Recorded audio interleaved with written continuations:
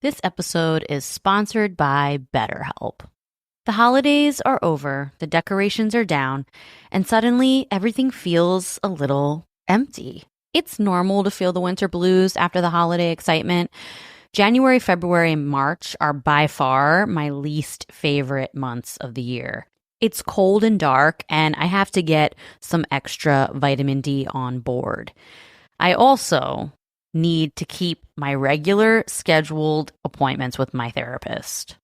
So if you're feeling that post-holiday funk, I definitely suggest you checking out BetterHelp because maybe it's time to talk. You might also be one of those people like me who makes New Year's resolutions and you get super motivated. So maybe you need someone behind you to hold you accountable and come up with a plan to meet your goals.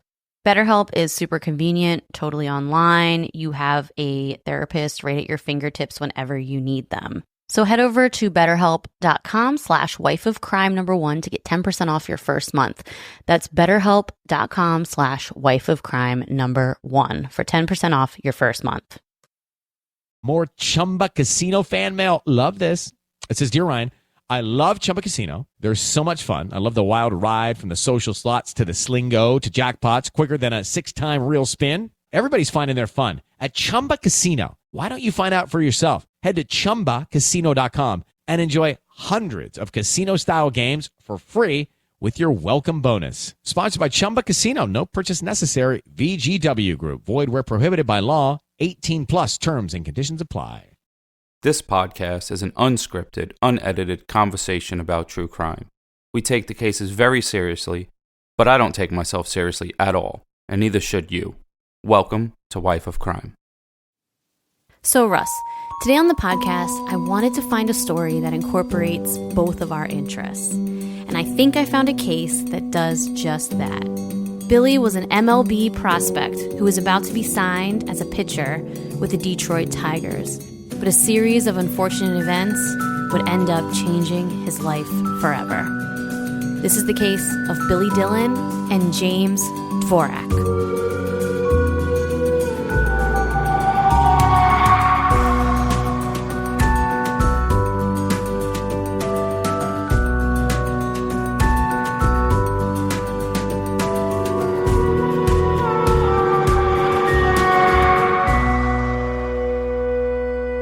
Hello, everybody. Welcome back to Wife of Crime, a true crime podcast where I tell Russ, my husband, true crime stories, and he reacts to them in real time. Yep. The real time threw me off. Sorry. We just sit at our kitchen table, and I tell him stories, and he has interesting commentary. Yep, we just chop it up. It's interesting to some people, and some people hate me. No, I don't. Well, some people don't like you. Are a little bit of a polarizing figure, I have to say. Like, I'm learning that people really like you or they're like really not about it. But luckily, I love you. I really like you. I think you love me. I don't think you like me. That's not true. I like you too. Sometimes you're annoying, but I mean, any husband and wife that are listening right now will agree that sometimes you just really get on each other's nerves. It's the way it is. Yeah, I think some people don't like me probably because I don't care what people think. Yeah, you really don't care what anyone thinks at all. And I think it's kind of funny when people roast me too. Well, I have a story for you today that I think you'll find really interesting because it incorporates murder and baseball. Okay. So I'm curious if I know this story now. You don't know this story. This actually isn't a very well-known story, but I found it really interesting because it has a lot of interesting elements to it. And I thought you'd like it because there's a little tiny bit of baseball that I'm going to talk about in the beginning. Oh, that sounds like a trick. No, it's not a trick. I mean, it's not all about baseball, but I do talk about it a little bit in the beginning. So I thought you'd find it cool. So this is the case of Billy Dillon. I know this story. You do? Just kidding. Oh, okay. I was going to say that would have ruined the whole episode. The whole episode would have been ruined because we like when you don't know the story because then, your comments are better. The only one I kind of knew some of was the Ed Kemper one because I watched the Mindhunter show. Oh, that's true. That is pretty much the only one out of all 40 episodes we have that you knew the story ahead of time. I feel like someone's always going to die in an episode, so I kind of know that. That's true. Unfortunately. Unless we do the Survivor ones. The Survivor ones, you don't. That's true. We've done 3. Yeah, shout out to the survivors. Yeah, shout out to them. I'll have a sip for you right now. So this is the case of Billy Dillon. On August 22nd, 1981, Billy Dillon and his half-brother Joe were hanging out in Joe's car smoking some pot. They sat in his brother's Monte Carlo in the Canova Beach parking lot pre-gaming before heading to Billy's favorite bar called the Pelican. Like any typical guy in his early 20s, Billy was just loving life. He was working during the day and partying even harder at night. But tonight was actually something special. Billy had gotten some really exciting news earlier in the day, and this was an even bigger party, and it was kind of a celebration of sorts. Billy found out earlier that day that the Detroit Tigers wanted to sign him. Oh, wow. That's is big news. For a boy, you dream of that your whole life. Exactly. So Billy was a pitcher. Yankees, sign me. So Billy was a pitcher, and according to friends and family, he was a hell of a baseball player, and he had dreams of playing Major League Ball. When you say in baseball, when you say hell of a, you're supposed to say hell of a. It's supposed to be one word. Oh, sorry. Like he's a hell of a ball player. Sorry, he's a hell of a ball player. Did I say it like you? Hell of a ball player. I don't know. When you do my accent, it's annoying. Because I'll do yours. He was a hell of a ball player. And Russ, can't you ever do the dishes and help me? Okay, shut up. So now, a couple weeks prior, Billy had attended an open tryout that the Tigers were holding in Cocoa Beach. Throughout high school, Billy's family moved around a lot because his father was in the Air Force. So he never got a chance to play varsity baseball, and he never got any attention from scouts. So when Billy's father heard they were holding this open tryout, so apparently like back then, before there was all these computerized scouting and everything, they had open tryouts a lot. I read this earlier when I was reading about this case. So his father found out about these open tryouts, made a bunch of phone calls, and somehow got his son an invitation. Okay. So Billy stood 6'4". He was muscular, and he threw a 90-mile-per-hour ball no problem. Was he lefty or righty? No idea. I didn't even know to look that up. Well, normally, because if you're a lefty and you're a pitcher, it's so much easier to make a team. So if he was a lefty and he could throw 98, he was going to make it 100%. Even if he sucked, they would have been like, we'll teach you how to do it. Well, he apparently showed off. I don't know what any of these words mean, so maybe you can enlighten us all, because I'm sure a lot of the 80% of our listeners who are women might not know this either. Some of them might. So I think us dudes, we're just not going to tell any girls that are sitting next to us, and we're going to let you all be in the dark. Well, apparently he showed off a slider, changeup, a decent curveball, and a split finger fastball. Oh, those are just good pitches. Different pitches move differently. Some will move towards you, some will move away, some will sink. A changeup is just like a slower pitch that you throw to throw the batters off after you've been throwing other pitches. Oh, okay. So now, apparently, the split finger fastball was a pitch that was starting to become really popular at the time, because this was 1981. Yeah. Best year of all time. Oh, yeah, that's the year you were born. So now, when the Tigers called, they told him they wanted to sign him and start him in their farm system in Lakeland, Florida, where they had spring training and they had a team in the Winter League. So this was like life-changing news for Billy.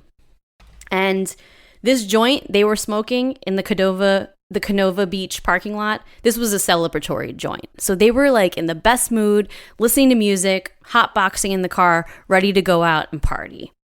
So the two men were laughing and listening to a bunch of music, and then all of a sudden they see a man and woman walking straight toward their car.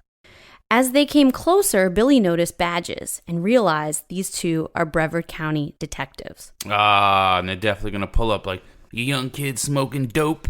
Well, because that's Billy, what old folks call weed. Well, Billy thought that, so he quickly put out the joint and hid it in his hand, and he kept his hand down, trying to conceal the joint the whole time. The male detective knocked on the window, and his brother rolled it down. And although a bellow of smoke poured out of the driver's side, like making it super obvious that the two were in there hotboxing, Billy assumed they were going to get arrested for this. He was like, that's it. I'm done. My chances of getting on this team are done.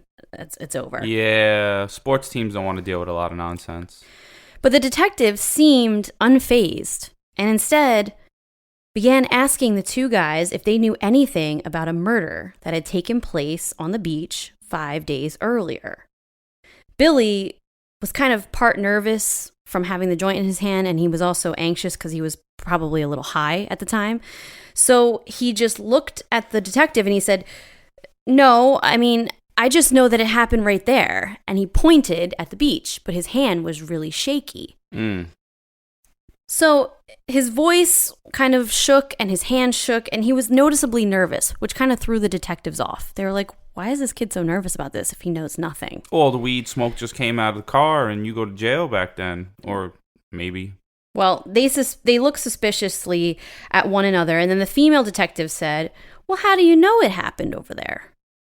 And Billy couldn't remember. He told them, well, I just think I saw some yellow tape, or, maybe I saw a picture of the crime scene in the paper. Because the murder, it wasn't a secret or anything. It was all over the papers and on the evening news.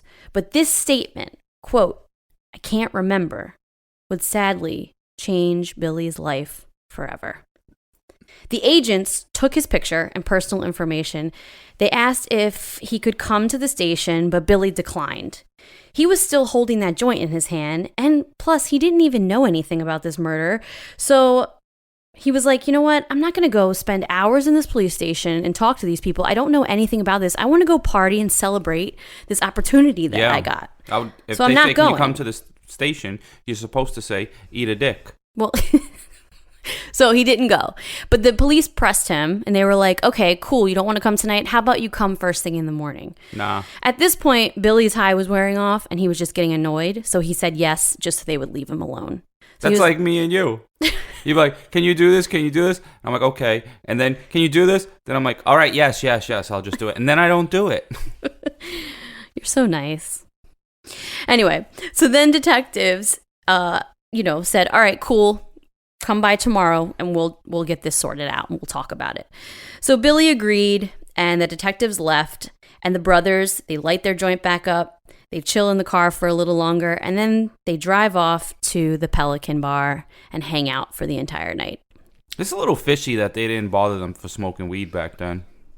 Well, I think they had bigger fish to fry at the moment. The weed wasn't the main priority, I guess. So now 2 days went by. Billy started hearing that the cops were asking about him around town because he never showed up. Like, the morning came and went, and he never went to the police station. He was hungover. Yeah. He smelled like weed. He might have been with a girl. Exactly. So he never went to the police station, and now 2 days go by, and he starts hearing that they're looking for him, and they're talking to people about him.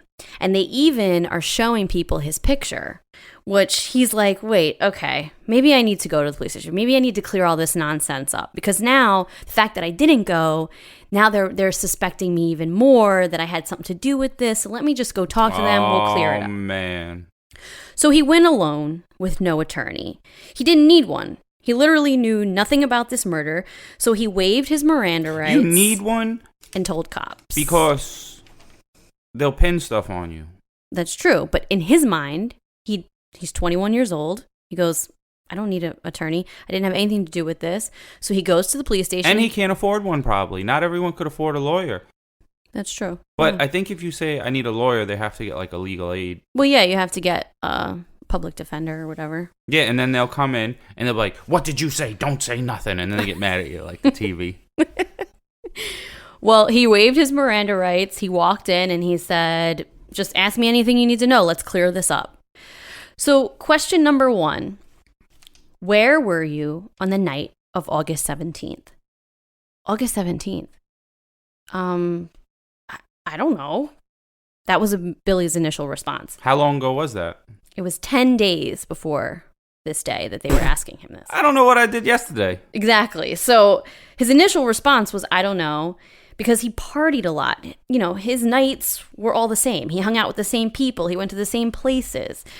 He goes, well, I know that I hang out with these people all the time, so I can give you a list of names and you can talk to them and I can tell you where I probably was, but I can't definitively say this is where I was on this day. And you should ask them back, where were you August 17th? Can you remember? Exactly. Like, I was thinking about it when I was writing this. Today is April 25th. If someone just asked me, where were you on April 15th? First of all, I have to think, what day of the week was that? I don't know what today's day of the week is. We don't leave the house. It's true. We're in a quarantine, so. What month is this? I don't even know.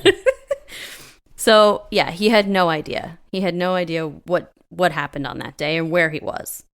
So let's talk about what actually happened on the night of August 17th and the murder that I keep referring to. There was a girl they said died, right? It wasn't a girl. It was a man. Oh, well, that's good. I mean, it's not good, but we always get girls dying on this show. That's true. But this one was a man. His name was James Dvorak, and he was a 40-year-old man. He was found naked and beaten to death on Canova Beach. So he had significant facial trauma.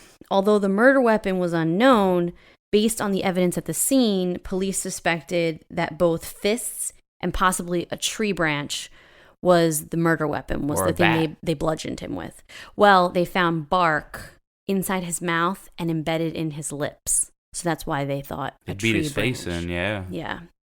So, he had significant trauma. He was almost unrecognizable, mainly just trauma to the face and head. His body was found laying near a spot where a lot of gay men used to hang out and look for prospects. And they used to call this queer pier back in the day. I would have said, if we were talking about gay dudes hanging on a pier, and I'm like, that's a queer pier. You're like, don't say that. I'm going to have to edit that out. And well, no, that's what the neighborhood called it that. So James, the gay dudes might have called it that. Yeah, like, you go there to, yeah, they probably did, because James to was twerk or something. He was an openly gay construction manager, and he frequented this spot because this is the early 80s. It's right before the AIDS epidemic really hit. And at this time, there were really no gay bars. There was nowhere for gay men to meet each other, to hang out. So they had to find places and kind of designate them as spots for gay men to meet each other. So after, I'm picturing in my mind, because you said he's a construction worker, I'm picturing like everyone up there, like doing the YMCA together. No. Dun, dun, dun, dun, dun, dun, dun, Well, he was a dun. construction manager, so I don't know if that means Young man. Okay. So, anyway, this is where he would meet, guys to mess around with and hang out with. So police, they didn't determine a clear motive, but they labeled it a robbery, despite the fact that James' wallet was found still in his jeans a few feet from his body. So the fact that they designated a robbery is really weird to me. It makes no sense. You sound like idiots. So up until the night of the 22nd, when detectives came across Billy hotboxing in his car, there were no solid leads. And in a town that's heavily dependent on tourist revenue, an unsolved murder was bad for business. So they needed to get to the bottom of this ASAP because, no tourists wanted to come to a place with an unsolved crime, an unsolved murder. Really? Yeah, really. I wouldn't care. A lot of people go to San Francisco, and there's tons of serial killers that was there. Well, they wanted to get it solved and off the books. They didn't want to have a cold case on their hands, so they just, kind of went. I know what you're saying, but that's idiotic, because there's unsolved crimes in every part of the world. So you might as well just stay home then, dummy.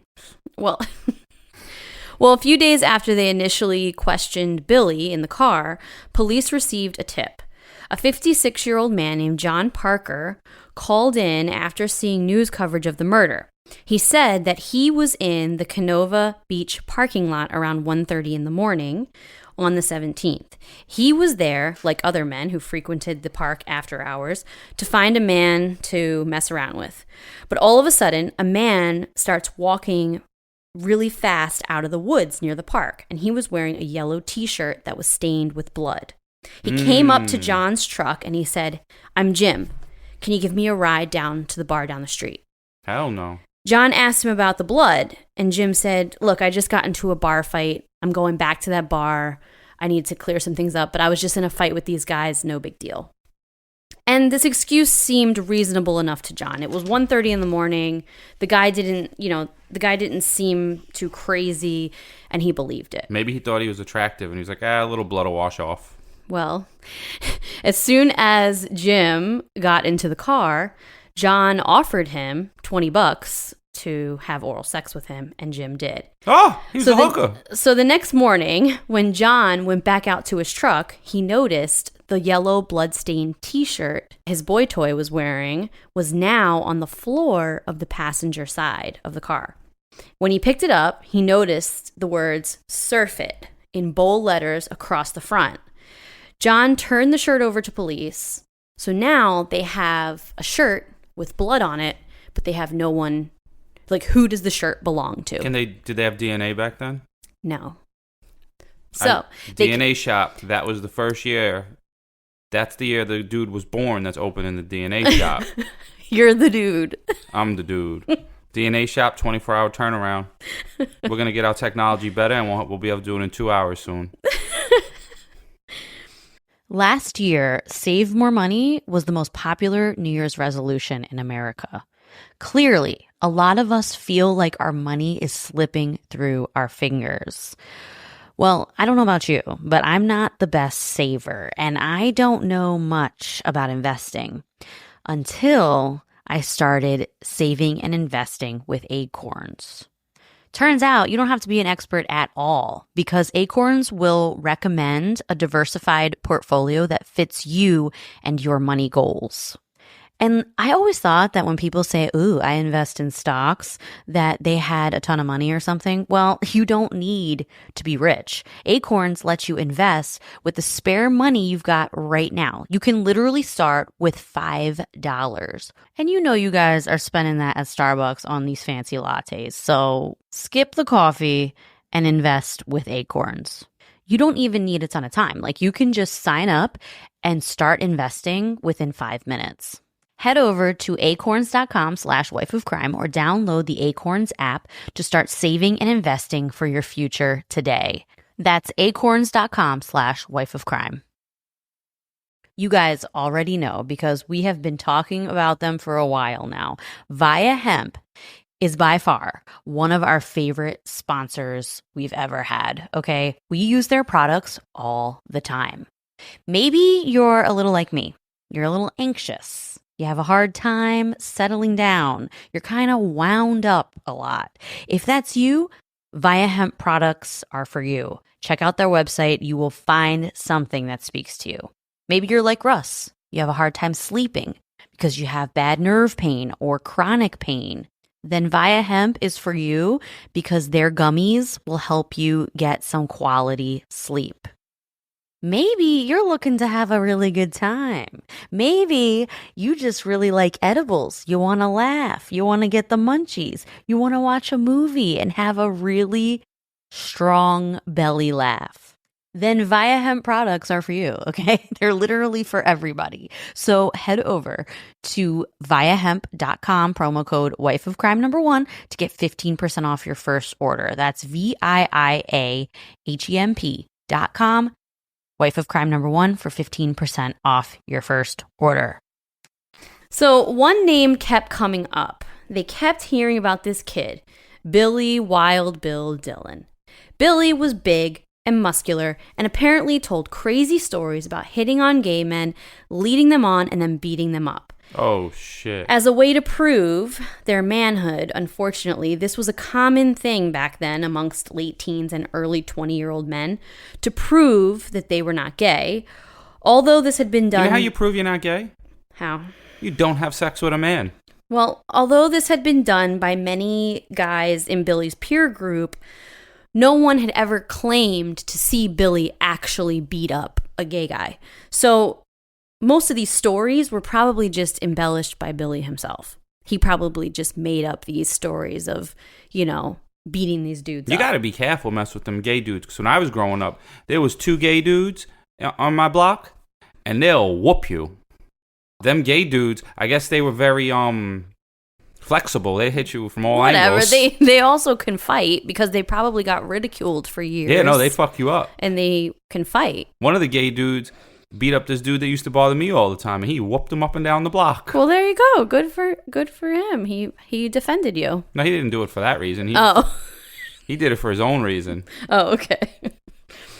So these stories were never proven. It was just something that Billy used to, talk about that he would do. But no one had ever seen him do it. No one ever seen him beat up any gay men. But there's one character flaw that Billy had that stuck out to a lot of people. Billy was a gigantic asshole. He was like the quintessential, athletic, good-looking, arrogant jerk-off. Like typical, what they would say jock. is a jock. Yeah. If you were watching like a movie from the 80s, the jock, he would look like Biff from Back to the Future. Yeah, like but probably handsome, because that Biff was a funny-looking dude. Yeah, like a jock dude who was hot, and he had talent, and he knew it, and he wanted everyone else to know it. But he really was talented, because he got signed by the Detroit Tigers, So when detectives questioned people about his character, many people happily divulged all of his flaws and his faults and talked about how big of a jerk he was and about all these stories that he used to tell about beating up gay guys. So police are really getting suspicious now. Some insecure shit. Exactly. It's very insecure. Yeah, go pick on someone else well, not that they won't fight back. 'Cause like I told you, the gay dudes I know how to fight good. Yeah, but it is a very insecure thing to do. Yeah. So when detectives mentioned it to a few people, they claimed to remember Billy sporting a yellow T-shirt with the word "Surf It" on the front. Billy gave a $20 holla blowjob. No, they just said they remembered him wearing that shirt, but it doesn't mean it was actually Billy. So this brings us. No, this is fishy. This brings us back to the interrogation room. Okay. After failing the first question, where were you on the night I have a question. of August 17th? Why would they say he's wearing a yellow surf shirt? Did the public know that, or they just said it? No, they're just questioning random people who and they're knew saying him. we saw him wear a yellow and they're shirt. like, "Hey, who's this Billy guy?" And then they're like, "Oh yeah, he's this dude." No, I'm talking about the shirt. Only the shirt. And then after questioning him for a little bit, they're like, "Did you see this guy wearing a shirt that says 'Surf It' on it?" And they're like, "Yeah, maybe. I think I saw him wearing that." It was very casual. But I wonder if they said, "Did you see what he was wearing that day?" We were. Oh no, I don't know about that. I Yeah, just because if know they said that and they said a yellow surf shirt, then was the $20 holla guy. Well, so let's just keep talking about it. So police asked more questions, okay? But they kept the interview very light and cordial and no big deal because they didn't want Billy to think that he's a number one suspect, so he would talk more. So the entire event went exactly like Billy thought it would go. It was simple questions just to clear his name, and he just got out of there. No big deal.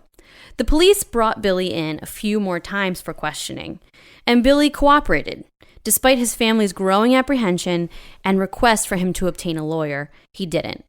He kept saying, "I didn't do anything. Why do I need a lawyer?" But his family really wanted him to get one. He never did.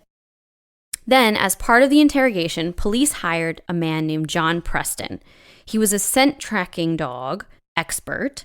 Preston's dog Harris linked the bloody T-shirt to the blood from the body. And then, in a paper test, quote unquote, the dog sniffed the shirt and then sniffed a piece of paper that Billy had touched. And this, made John Preston believe that the dog identified Billy as the person who wore the shirt because the dog matched the two together. This doesn't seem very scientific, but dogs do smell good. They do smell They have a good good. sense of smell. Yeah. Dogs don't smell good. Our dogs stink sometimes. Well, you didn't mean it like that. I know, but you said it. You said dogs smell good. You repeated it. And I was like, well, they don't really smell good. Okay. So this was the end of the investigation. Billy was then arrested for first-degree murder. With no evidence. With no evidence. That's crazy, bro. So at the trial, prosecutors presented 4 witnesses. I'm going to go through them really quick. The first witness was Billy's former girlfriend. She testified that she was with him on the night of the crime, and she said she saw him standing over the victim's body wearing a yellow t-shirt. The second was the dog handler, John Preston. He, testified to what his dog found and how he matched them. The third is John Parker, the guy who picked up the hitchhiker. He testified that Billy was the man he picked up. Oh, shit. And fourth was a jailhouse snitch who said Billy admitted to it while in jail awaiting trial. I never believe jailhouse snitches because... Yeah, they're always in it for themselves. Yeah, like if you're in jail and you're just going to be like, whatever, he did it, let me out a little sooner or give me cookies. It's true. So, yeah, I don't ever believe jailhouse snitches either. Although there have been a few cases where this jailhouse snitch was actually right. I think in the Atlanta child murders, they had a jailhouse snitch who something like I can't remember. But how do you know? It was on Mindhunter. It's probably so close to like 50-50 that it's like how could you even take their word? I know. I don't know. Because they only have stuff to gain from this. It's true. I mean, we did do a case though. I don't remember what case it was. We've done so many, but one of the cases we did a few weeks back, there was a jailhouse snitch who told the truth. I don't remember which one it was. So Billy also took the stand at his own defense, like in his own defense at his trial, saying that he was miles away from the beach and he had witness statements corroborating his alibi. He said he didn't know where he was that day. Well, after, having months to prepare and having a lawyer a defense attorney who probably investigated this for him, they got statements from witnesses to corroborate his alibi. But after a 5-day trial, he was sentenced to life in prison. Less than 2 weeks after the trial, his ex-girlfriend, the one that said that she saw him standing over the body, she recanted her testimony. It was later found out that her and one of the police sergeants were sleeping together. Oh. Maybe she was sleeping with the police sergeant because he was the dude that's going to jail is gay. Well, no. And he gave the blowjob. No, he didn't. I'm about to tell you that wasn't true either. Oh. So now, it also came out that, the guy, John Parker, he was blind in one eye. Okay? Did and he originally, wear a patch? I don't know if he wore a patch or not, but originally he told... But you should if you're blind. I don't think you need to. But he shouldn't... I don't know if you're allowed to drive if you're blind in one eye, so I don't know. But anyway... Look like a pirate, probably. He was blind, completely blind in one eye, and he originally told police that the hitchhiker that he picked up, that guy was 6 foot tall with a mustache. And this guy is 6'4", and he was too young to grow a full mustache. So it was shown that his testimony was pretty, it didn't have... Wait, so he couldn't grow facial hair? He couldn't grow facial hair, and he was 6'4", and the guy said the hitchhiker was a guy who was 6 foot tall with a mustache. So that kind of threw that eyewitness testimony into question. And then it also came out later that prosecutors doubted the reliability of the scent dog, the scent sniffing dog. Yeah. But they just went along with it anyway, even though they doubted that it was actually accurate. Well, prosecutors are just there for a conviction. They don't care if something's accurate. It's almost like a game that they want to win. Exactly. So I guess it looks good on their reputation if they win more cases than they lose. I don't know if they keep score, like what your batting average is or something.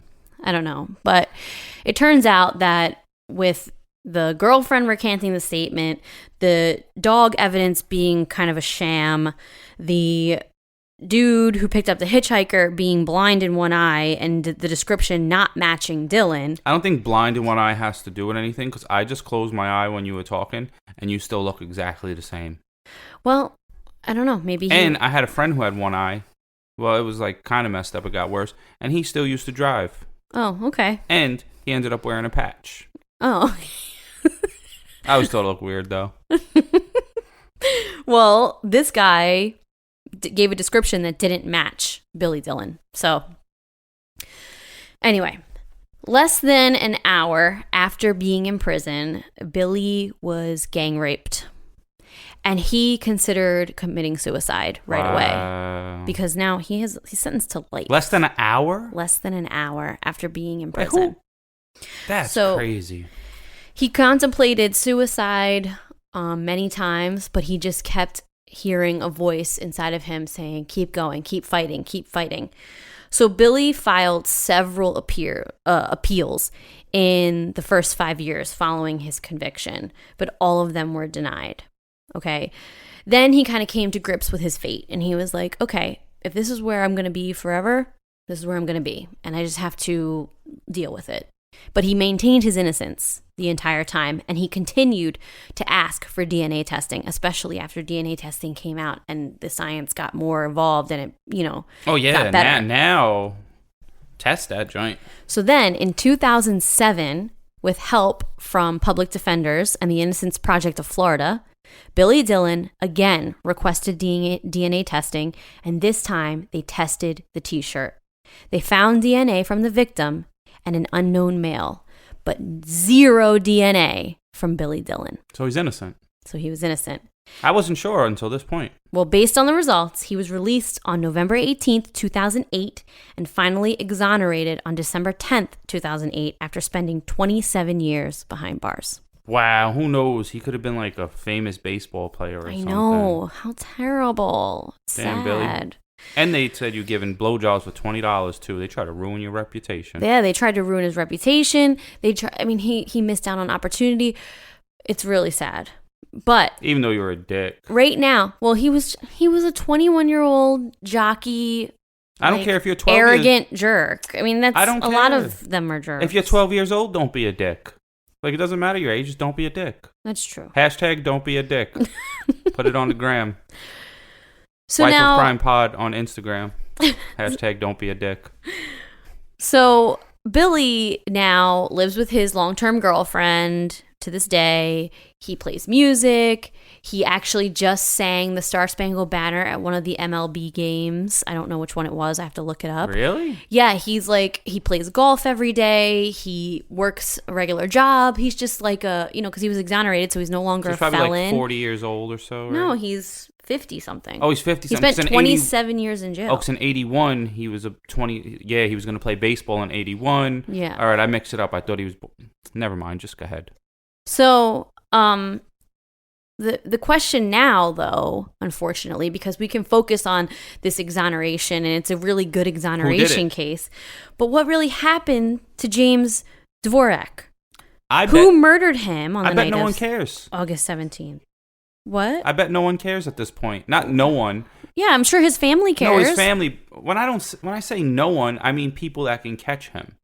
Oh, the cops? Yeah, they're probably like, whatever. That case was so long ago, and whoever was working on that case is retired, and there's like no new leads. And if that DNA doesn't match someone's DNA that they have, or I don't know the database they keep, I mean, maybe they could outsource to the DNA shop.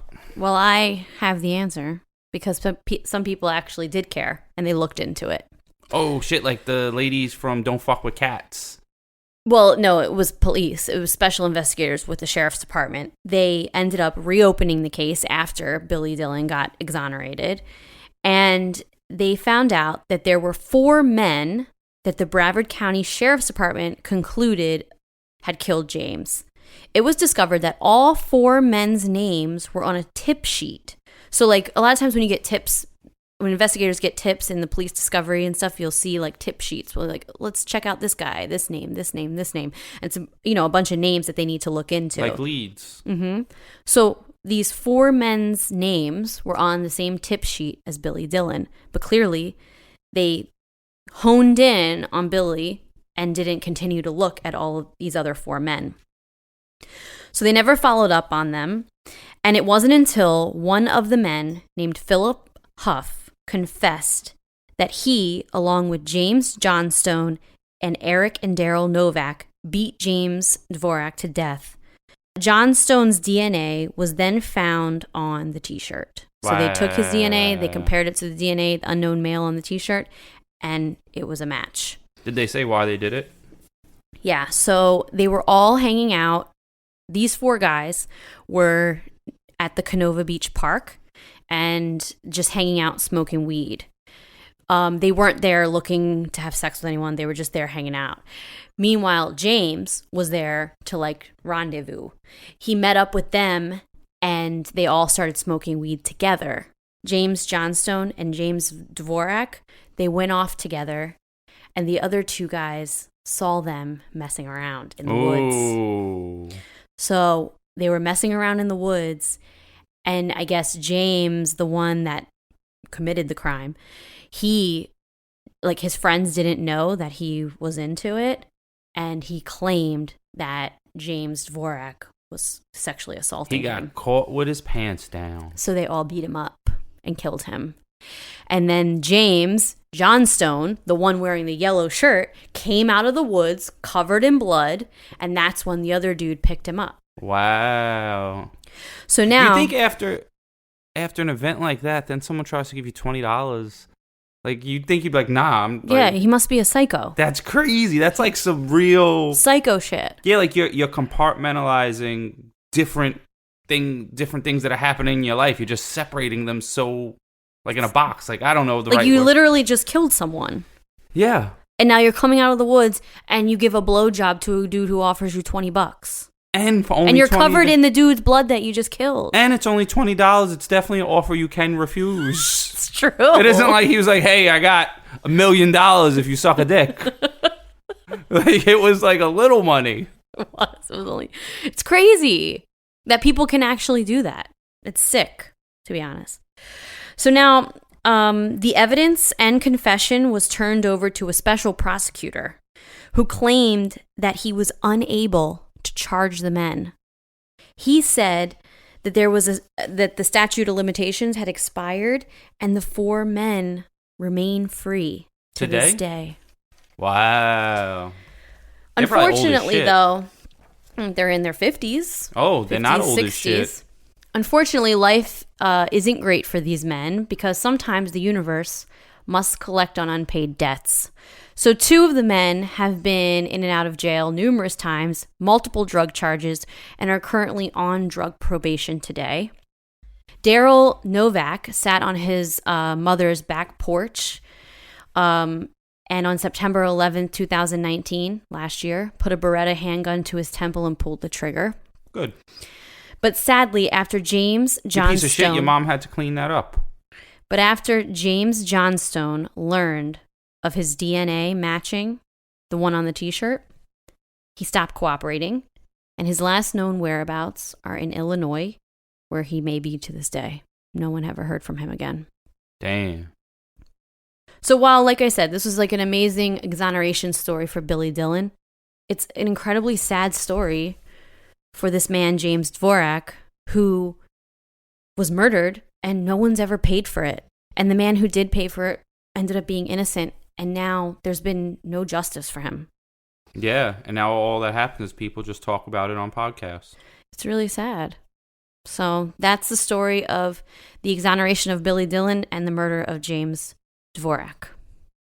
Interesting story. I never heard that. I mean, I never hear any of this, but yeah, good stuff.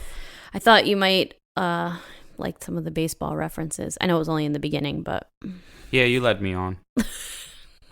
I thought we were going to have a little baseball almanac. I just think it's crazy, though, that they can't do any, like, these people are just living their life after they did this to this poor man. I didn't think there was statute of limitations on murder. I didn't either. I thought it was like on, I don't know, if you stole baseball cards. Like you did. No, I don't steal. Well, I didn't know that either. I was really surprised when I read that because I thought for a murder charges, it has no limitation. So I don't know all the laws about that and all the rules. It doesn't make sense. Think about this. Like, say, for instance, like the Golden State Killer. They found him 20 years later after killing all those people. I know. So what's so different? What's different about this? I don't know. Well, if any of you know, hit us up on Instagram under the story and let us know. I'm kind of curious. Yeah, I don't really know why. Wife of Crime Pod. I can keep investigating this and like look into it and maybe try to find answers, but I don't get it. And I read multiple sources who, even the sources I read, said for reasons we still don't understand, the special prosecutor refused to prosecute this crime. Sounds like one of those things where like they're related to someone. I don't know. It's weird. It's fishy. So that's this week's story. I hope you all had a good week, and I hope you guys continue to have a good week in a decent quarantine, even though we're all just stuck in our homes. Yeah, but go for a jog. Throw your headphones on. Go for a little jog. A little 30-minute. Get out the house. Stay fit. Stay alive. For some of you, stay fat. Don't get kidnapped. I didn't make that up. One of our listeners made that up. No, she's always funny. She's really funny. All right, guys. Have a wonderful week. We'll talk soon. Bye. Check out wifeofcrime.com and say what up. Peace.